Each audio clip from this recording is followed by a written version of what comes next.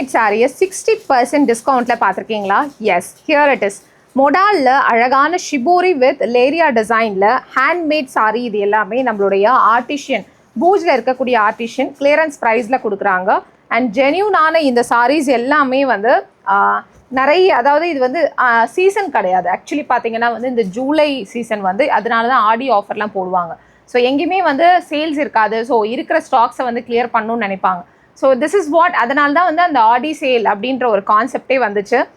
So நிறைய offers, நிறைய டிஸ்கவுண்ட்ஸில் வந்து கொடுப்பாங்க.